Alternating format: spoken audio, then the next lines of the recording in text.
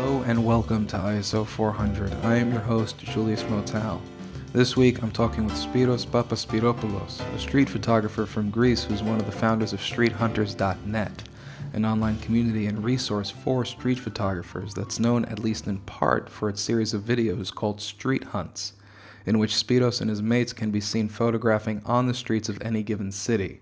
It's a great insight into process, both in how to photograph on the street and how to be on the street.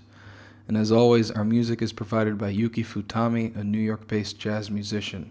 Thanks so much, and hope you enjoy. Welcome to the show. Thanks so much for taking the time to do this. I know you're a busy guy. So, having looked at your work, something I've noticed is that you have a good eye for humor. In a lot of your street photographs, in sort of an Irwit tradition, and I'm curious, how have you developed that kind of sensibility? Whether it's photographs of people with masks on or old women with bewildered expressions, there's a lighthearted nature to a lot of your photos that I think really makes them work, and I'm curious where that comes from. Well. First of all, thank you for having me on ISO 400. Yeah. It's an honor. I'm really enjoying being here. Thank you very much. As far as your question is concerned, I'm an instinctive photographer. Mm-hmm. So you saying that I am a photographer with that produces humorous photographs, I don't really know I do that. It just happens. What I do is I look for situations that I think are interesting. Being interesting might means that it might have a sense of humor, as you said, or it might be some expression, or it might be a face, or it might be something. Anyway, that's something that attracts my attention. But as a photographer, as a street photographer, I worked instinctively, 100%. I do not plan what I have. Yeah. So the longest plan I might have in my street photography experience might be like 60 seconds or 30 seconds. Sure. Yeah. So if I see something that's funny, if I see someone wearing a weird mask or a funny hat or something like that, I just go for it. Mm-hmm. And I try to, because I think I'm a positive person, I try to radiate that onto my subject when I approach them, to make them feel happy and to make them feel, positive about me taking their photograph. Sure. Because that's what I want to convey through the images I make. Am I making any sense now? I haven't had much here. No, you do. You might get more lucid throughout the interview. Who knows? Yeah. So do you, when you're out on the street, whether it's in Rethymno where you are or anywhere when you're on a street hunt or anything, do you work a scene? Is it like you see a thing, you take it, and then you move on to the next thing? Like when you're on the street and you see photographs, what's your process? I understand, yeah. I do work scenes depending on the level of interest. So for example, I don't know if you remember the photograph I posted. I posted a post for Street Hunters about 3 or 4 days ago, yes. And the main photograph was with an old guy with a flag, right. A Turkish flag. Do you remember that photograph? Yeah, I do. I worked that scene. Mm-hmm. I saw the guy waving the flag. I don't know where he was waving the flag to whom he was waving the flag to, but I was there and I was taking photos. I must have been there for like 2 or 3 minutes. I snapped about 20 photographs, maybe even more. So sometimes I do that, but other times I just take one photograph. So it depends on the situation. There are no rules. No, that's what I believe about street photography. It's what you feel. It's what you feel about each scene, what you feel about each moment. So there are some scenes I work and some scenes I don't work. It depends, and there is no reason why I choose to do so or choose not to do so. Yeah. And something I've noticed with a lot of street photographers whose work I've seen and who I know, it's kind of split down the middle in terms of those who do black and white and those who do color. And I notice you do a lot of color work, and I'm wondering what's the idea behind that choice, because it is a conscious choice you make. It is. It's totally a conscious choice. So about a year ago, I stopped using black and white. Why? The reason is there are many reasons. First of all, I find that color is more interesting and more challenging. These are all personal opinions, by the way. No, of course. Yeah. So I think that color is more challenging, and I think that when I try to take photographs in color, it's more interesting for me. So I have much more fun when I take photographs in color. Whereas when I shoot in black and white, or when I think, when I go out with the mind, my mindset set to black and white, it's much easier for me. For everyone else, as I'm saying this just for myself. That's okay. For me, yes, to make photographs just by looking at light and contrast. Whereas when you use color, you add another variable into your photography, and I like challenges. I like creating, difficult situations for me, because that's how I feel I evolve. If I feel comfortable with what I'm doing, then I feel placid. Is that the correct word? I feel think so. Yeah, I feel, that nothing's happening inside of me. As an artist.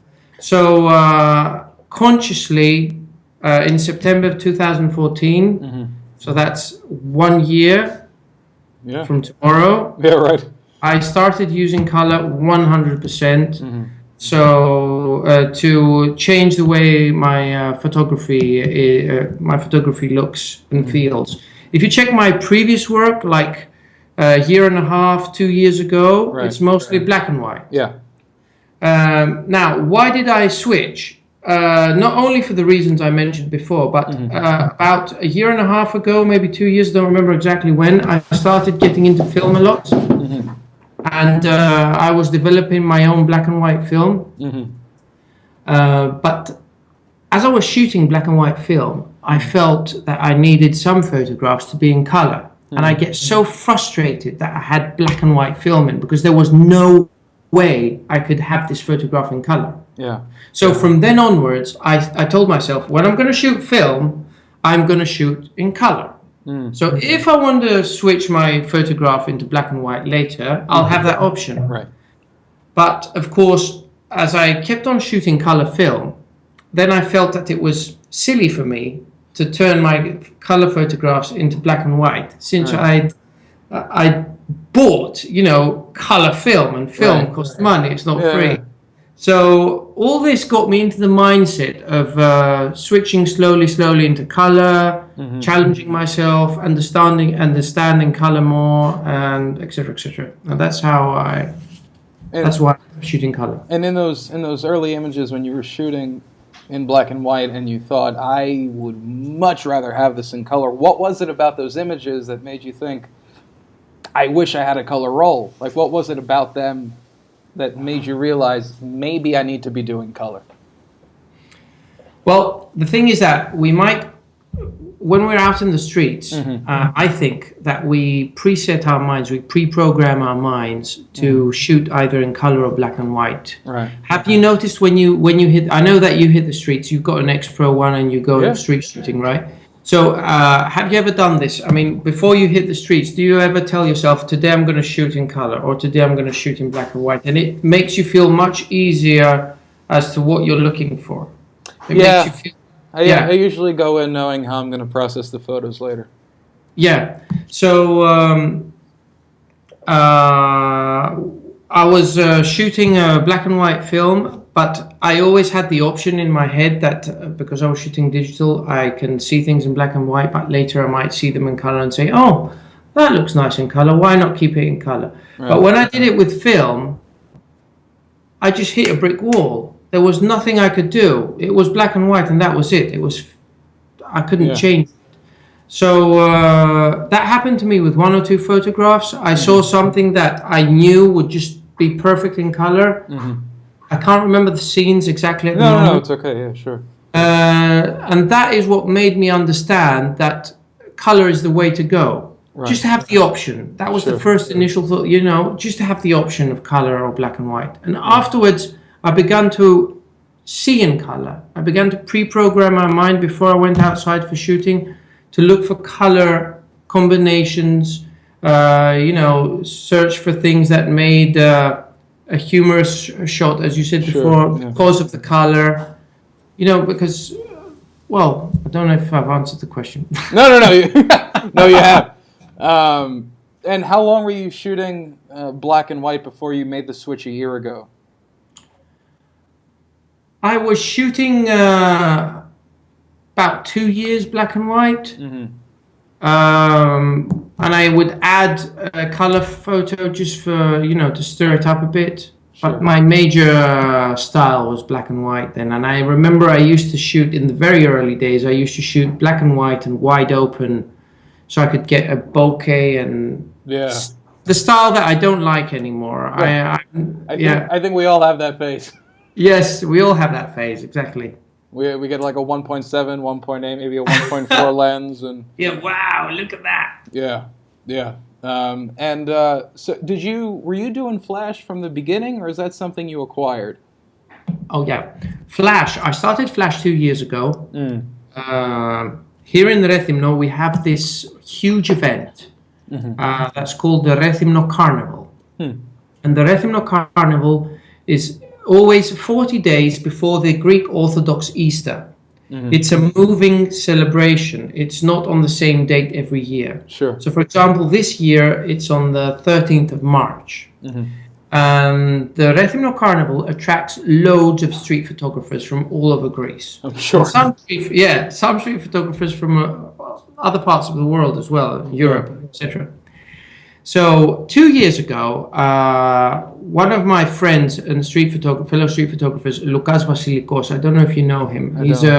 He's a very good street photographer. He came to Rethymno and he told me, tonight we're going to shoot Flash. I hadn't shot Flash ever in my life before that. I was too scared. Sure. So he explained the process. He told me that just, shoot as you would be shooting without Flash. Right. And so we went from there, and I started experimenting, and I saw that people, did not react as badly as they react when I shoot without a flash. Right.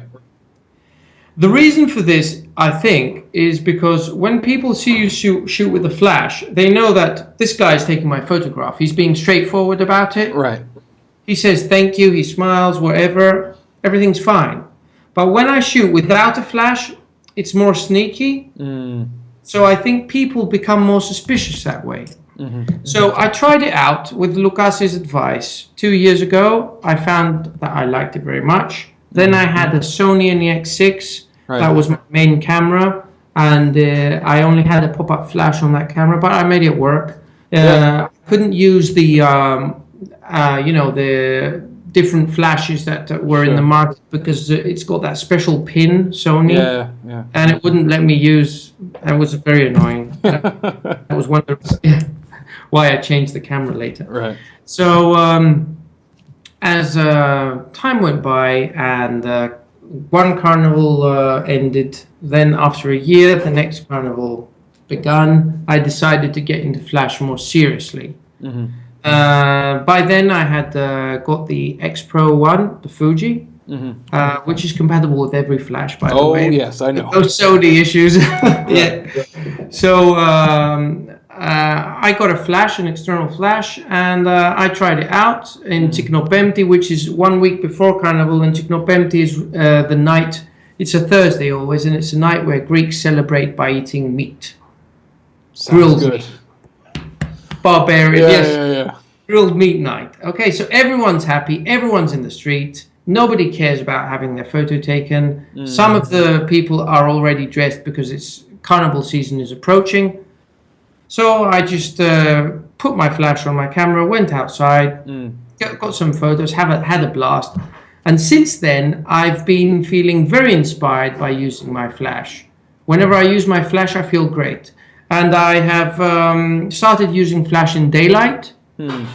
I find myself using flash more often than not using flash. Because I feel that the colors that are produced The light that's produced, even in daylight, is much more to my liking than anything else. Yeah. And did you find that when you started using Flash, the types of images you make, were they different than the ones you were making when you were just relying on whatever light was around? Yes, they were different because, of course, the light is different. Sure. And that way you can change your perspective but get the light you want because the light is controlled. So, yes, I think that the images that I have been shooting since I've begun working with Flash are different. Mm-hmm.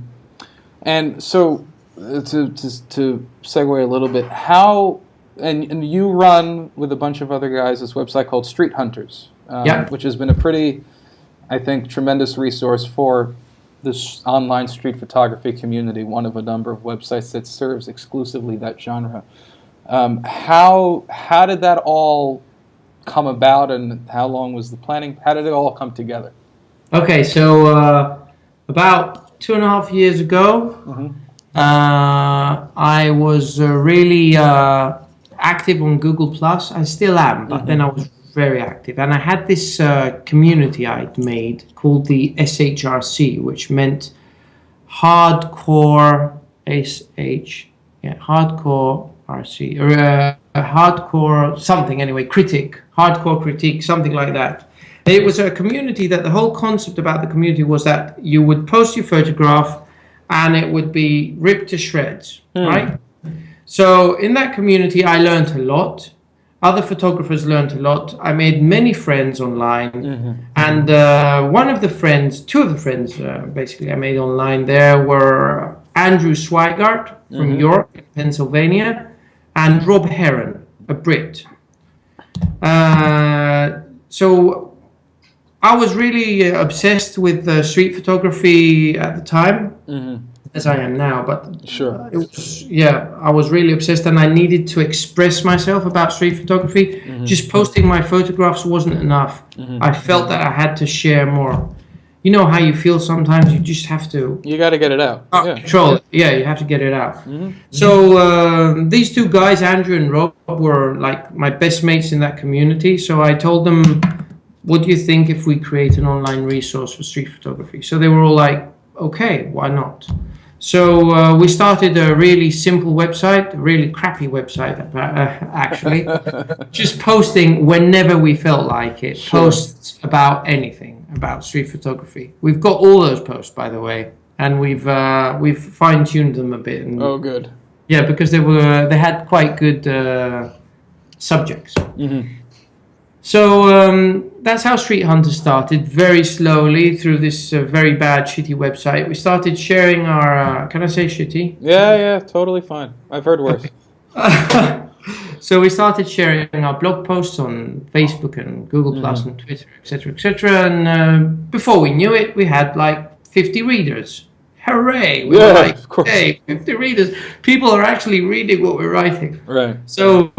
time went by, month by month. We noticed that the readers were increasing. And by Christmas 2013, was it, if I remember correctly, we decided that the website we had to change. And I'm the owner of a web agency and a web designer myself.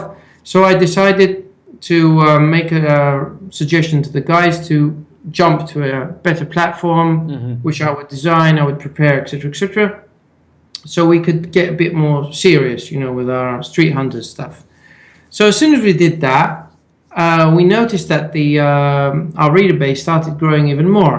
Sure. So we got more serious into producing more work. But then, unfortunately, Rob had to leave us due to personal reasons. Sure. Another guy joined us, a very creative, crazy person, Casper McIndoe. Yes, he was with us for a year. Street Hunters grew throughout that time tremendously, and unfortunately Casper had to leave as well. But now Digby is with us, the guy you met at the beginning, who's a very, very, very talented writer and very good photographer. And so now we have managed to organize our stuff. We have every day we know exactly what we're going to post. There is a schedule that we follow. We're becoming more serious with what we're doing. And Andrew is holding the fort in the US. We're holding the fort in Europe here. And we're just having fun, you know. And now at the moment, our readers are over. Well, just on Facebook, we've got more than 4,500 subscribers. Our YouTube channel is more than 5,500 subscribers at the moment, because we also do those street hunt videos. Right. And we're just, you know, happy with what we're doing. Yeah, of course. We're excited, and we're always looking to do new things. Yeah. And so the street hunt videos, I think, are incredibly interesting. The way you set them up, where you have the camera on your camera, and we're seeing what you're seeing, and then you take the picture and we see the photo that comes up. How did when in the course of developing Street Hunters did you get the idea to do these kinds of videos? Yeah, that was at quite the early stages. Mm-hmm. I was an avid gamer when I was younger, and I used to like playing first-person shooter games. Right. You know? Yeah. So I thought, man, street photography is like a real live game. Yes. You know, and I thought, why not record this and share it with the rest of the world? Mm. So at first I recorded this and shared it with my wife, and she said, yeah, okay. Yeah, okay, if you like it, I like it. I'm with you, I support you. So I said, okay, I'll share it with Andrew, and he loved it. And Casper loved it as well. I don't think Rob was with us when we did the first one. And, well, we uploaded it, and we got lots of positive comments. Right. And we thought, why not continue and do another one? Sure. And another one and another one. And now when I met you, right, we were filming the 16th Street. Very nice. It was sponsored as well. It was a sponsored street hunt. So we're doing quite well with those videos, and the inspiration came from gaming and from the whole enthusiasm of street photography. Right, and these videos have taken you to a number of different places. It's taken you here to Istanbul, it's taken you to Germany and some other spots. And I'm wondering, what in photographing in different cities, what have you learned as a photographer in the course of doing these street photography trips to do these videos? Yes.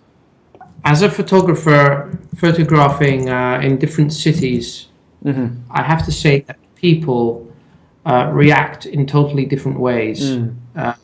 So shooting, for example, in London, I felt totally liberated. I could shoot whoever I wanted. I could just smile and say that the person I was shooting, I would just tell the person I was shooting that they're beautiful, or they're fantastic, or they look, I like what hat they were wearing, or I liked what jacket they were wearing, and they were just very pleased that I would take the photograph. Right. In Germany, I felt that people were a bit more, I would not use the word suspicious, I would use the word a bit more, well...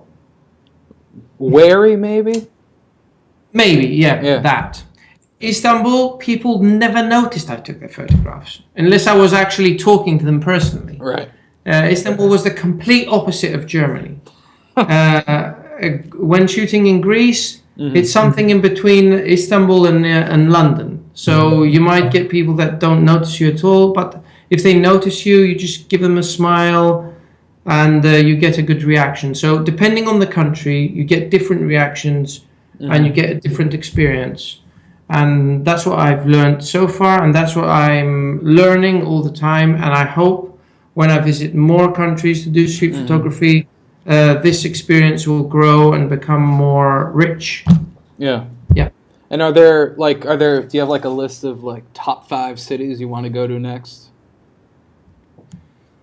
Yeah, I want to go to Tel Aviv, Jerusalem.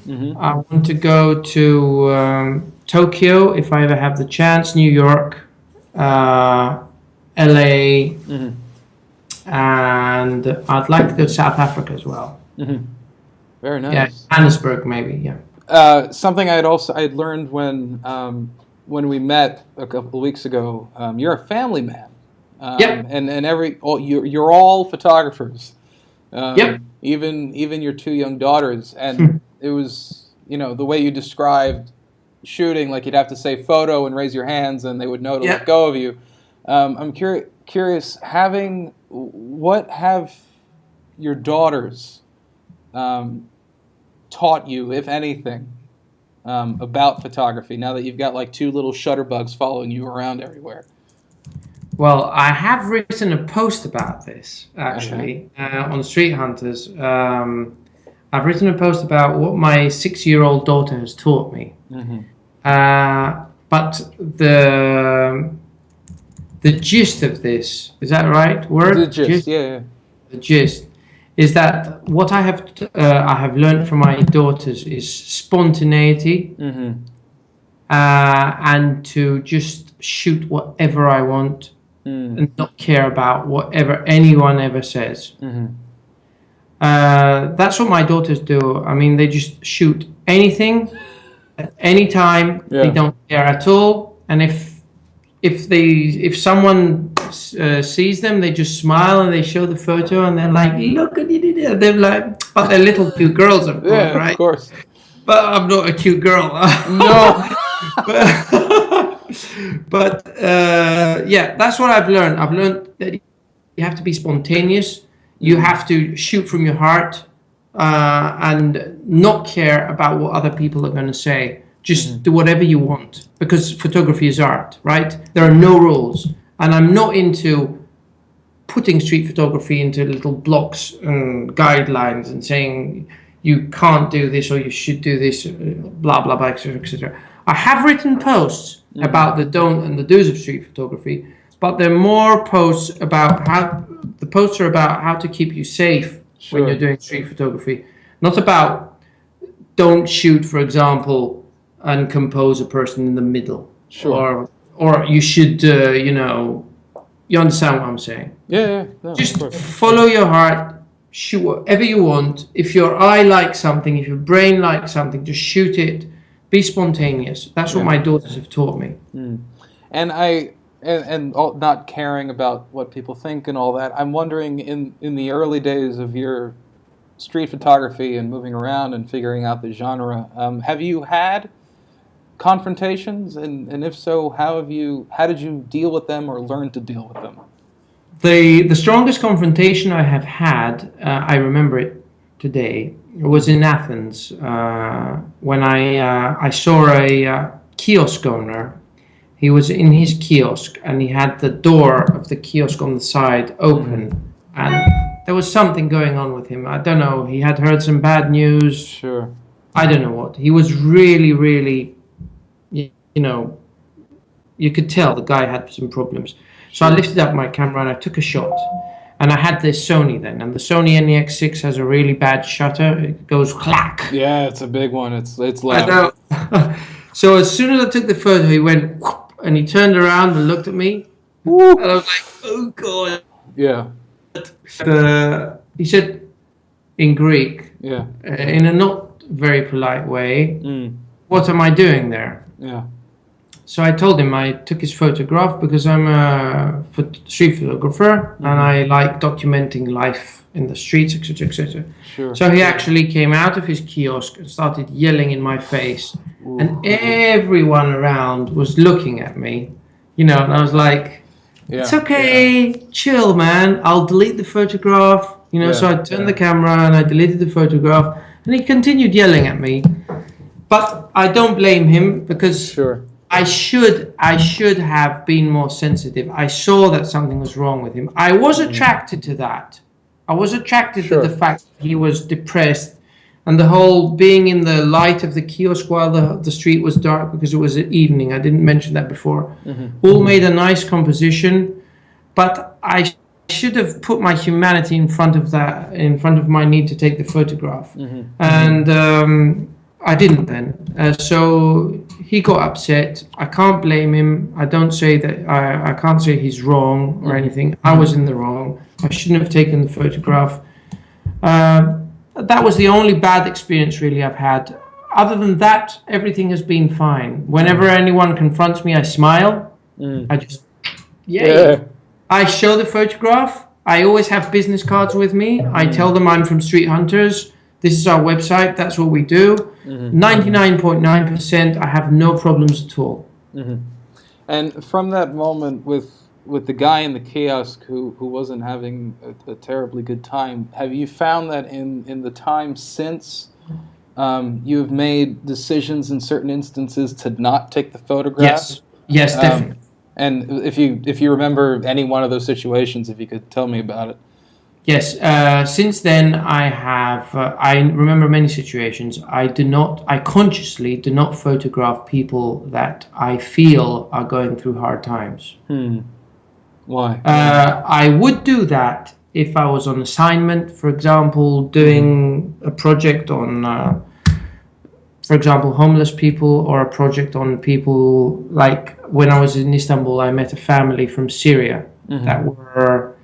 The children didn't have shoes. They barely had proper clothes on, you know. Yeah. But they wanted their photographs taken. Sure. So I shot the photographs. But other than that, if I feel that the person, my subject is... sorry for the bing. No, it's fine.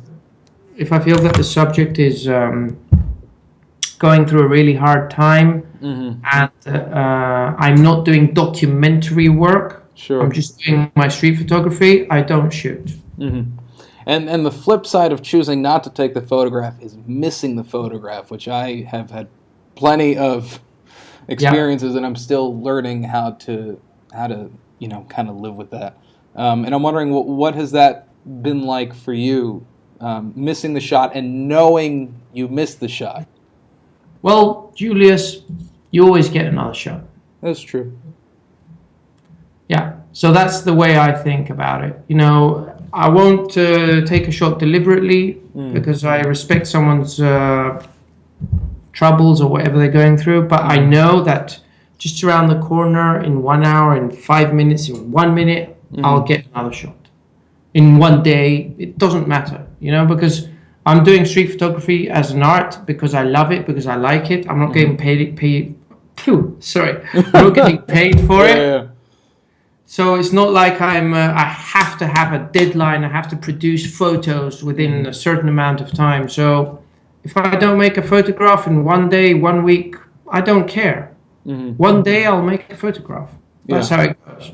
And what, in the beginning, what was it about street photography that attracted you to the genre when you first started picking up a camera?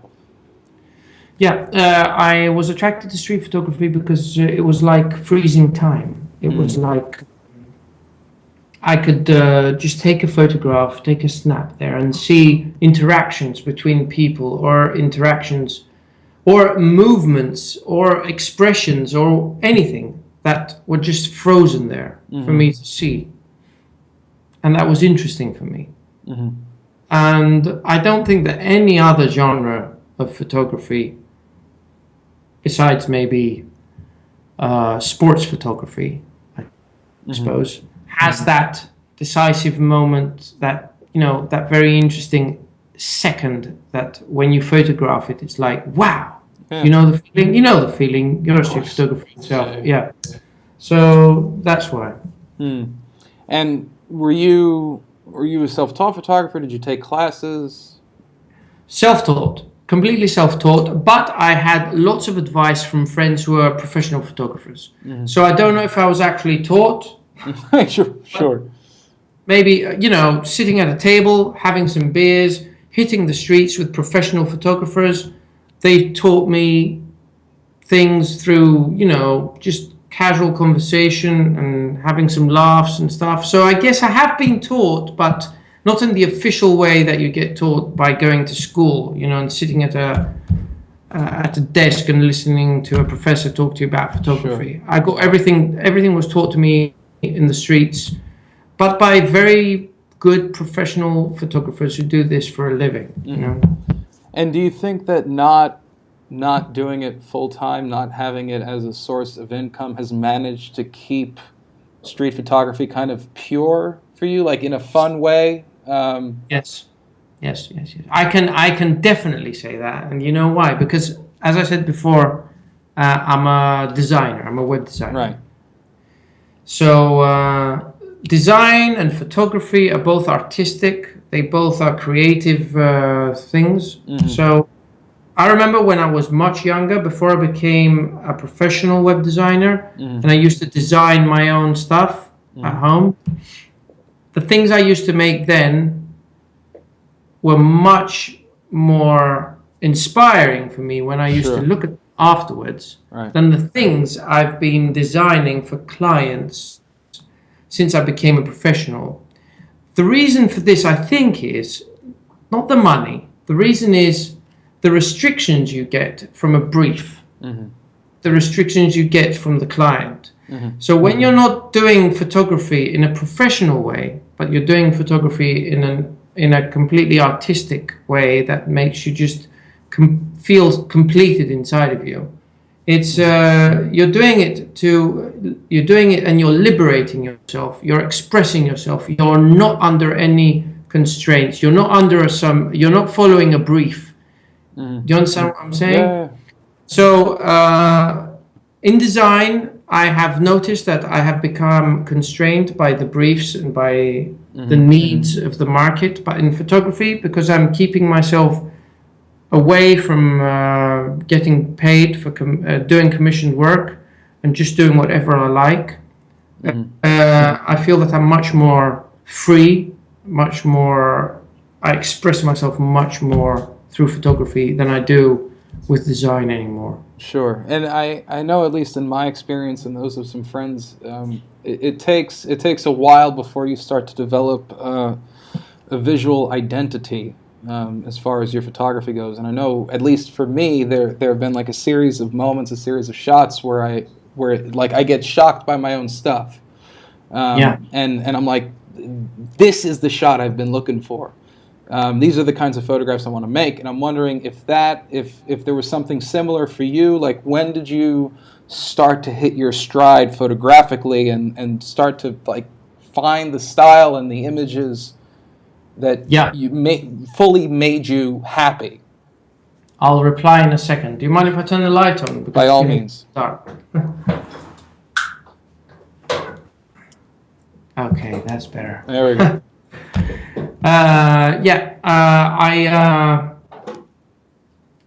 I found my style, so to speak, when I set myself free, and I didn't care about my style anymore.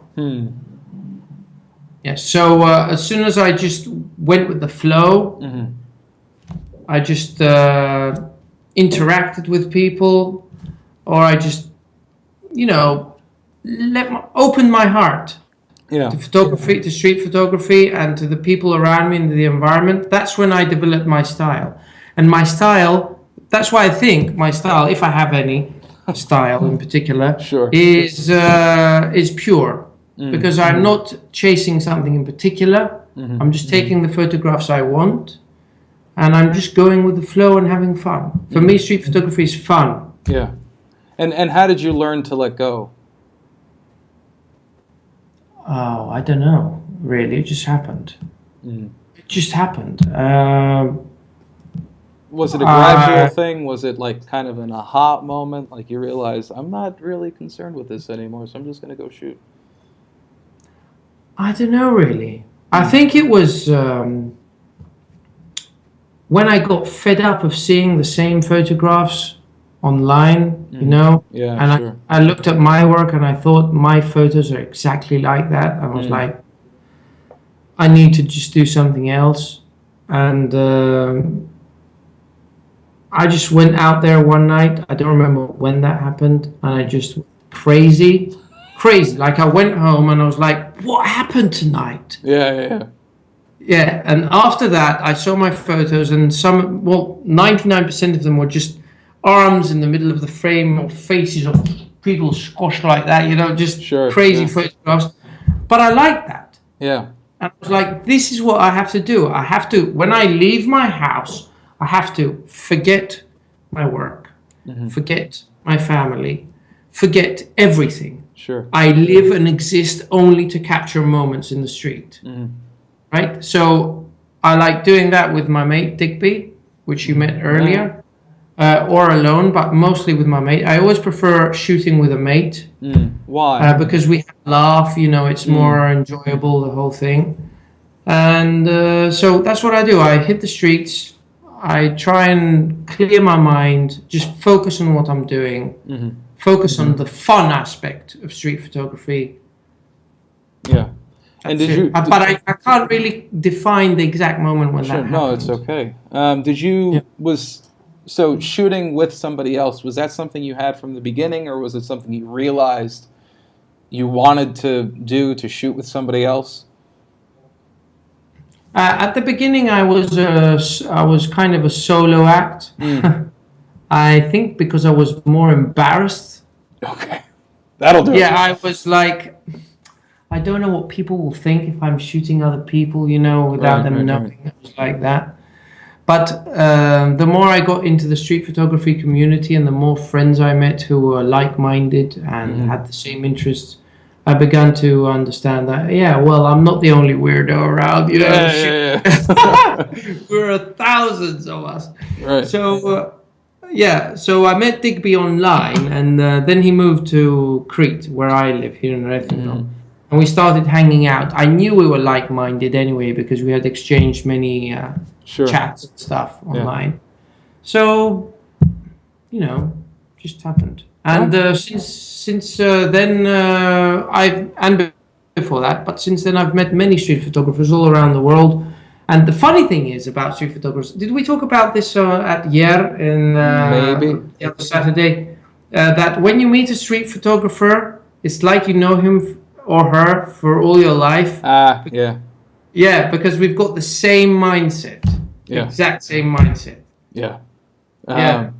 Now, something I ask photographers in the course of all these interviews, and it's tailored to the photographer's experience. If you could give one piece of advice to a beginning street photographer, someone who's looking to take up street photography, what would that piece of advice be? Okay, follow your heart. I know it sounds a little bit cliche. Oh, it's fine. But just follow your heart, do whatever you want, and don't care about anything. Pick up your camera, go outside and take photographs, and don't worry about what anyone is going to say about those photographs. Just have fun. That's the whole thing about street photography. That's what I think. Nice. And if you have a friend who likes doing the same thing with you, take a friend with you. Do it together. Yeah. All right. Well, fantastic. Thanks so much for taking the time to do this. It's been great. Thank you, Julius. It was awesome, man. Thanks so much for watching. This has been ISO 400. If you'd like to see more of Spyros' work, you can check out his website, streetphotographer.gr. You can follow him on Instagram at Spyros, Spyros, or you can check out his website, streethunters.net. And if you like what we do, please hit subscribe down below and share this with your friends. Thanks so much, and see you next time.